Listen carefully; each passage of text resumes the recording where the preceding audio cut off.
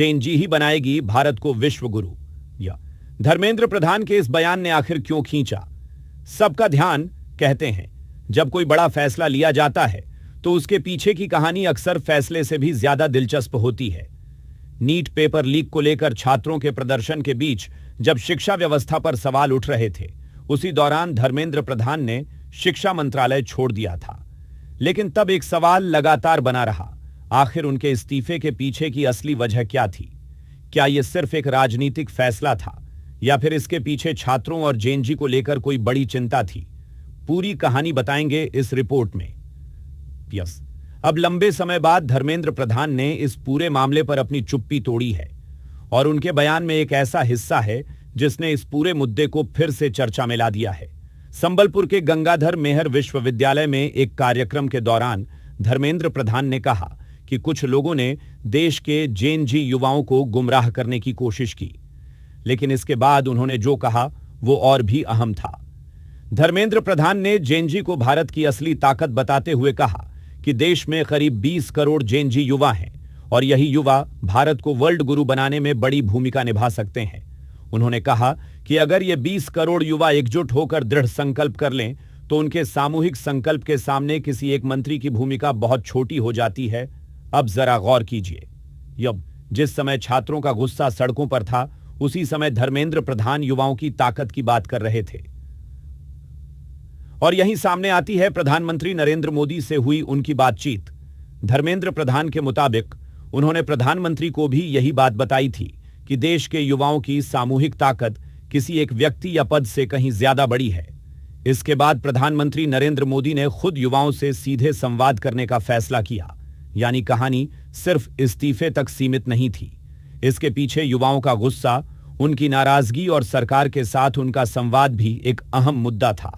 और शायद यही बात धर्मेंद्र प्रधान के बयान में भी नजर आती है। उनका मानना है कि अगर करोड़ों युवा एक सोच और एक संकल्प के साथ आगे बढ़ें तो देश की दिशा बदलने की ताकत उनमें है। उन्होंने ये भी कहा कि देश के लिए अपनी जान कुर्बान करने वाले स्वतंत्रता सेनानी भी अपने समय के जेएनजी थे। यानी उनके मुताबिक युवा सिर्फ देश का भविष्य नहीं है, बल्कि देश के वर्तमान को भी बदलने की ताकत रखते हैं। लेकिन धर्मेंद्र प्रधान का बयान सिर्फ जेएनजी तक सीमित नहीं रहा। इस्तीफा देने के बाद अपने पहले सार्वजनिक भाषण में उन्होंने ओडिशा और अपने राजनीतिक सफर को लेकर भी खुलकर बात की।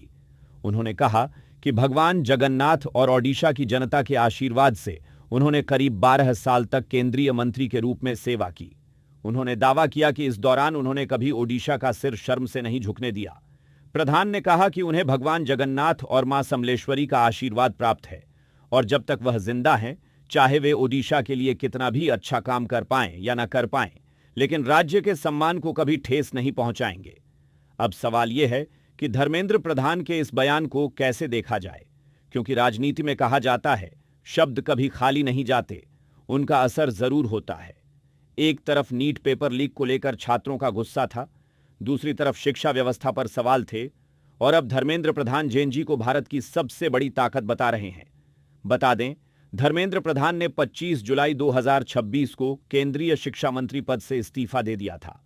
उनके इस इस्तीफे का मुख्य कारण नीट पेपर लीक विवाद और उसके बाद देश भर में हुआ युवा और छात्र आंदोलन था।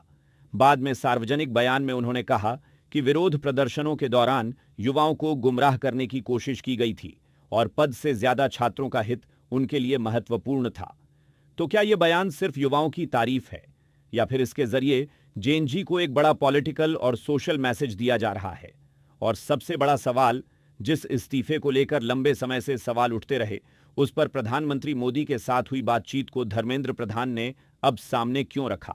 फिलहाल इतना तो साफ है कि जेएनजी अब सिर्फ सोशल मीडिया की जनरेशन नहीं रही।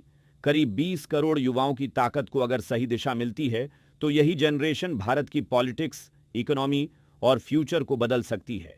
और धर्मेंद्र प्रधान के बयान ने कम से कम एक बात साफ कर दी है, भारत के भविष्य की कहानी लिखने में जेएनजी की भूमिका अब छोटी नहीं बल्कि बेहद बड़ी होने वाली है। आप इस पूरे मुद्दे को लेकर क्या सोचते हैं? अपनी राय हमें कमेंट सेक्शन में जरूर बताएं। साथ ही और भी अपडेट्स के लिए जुड़े रहे।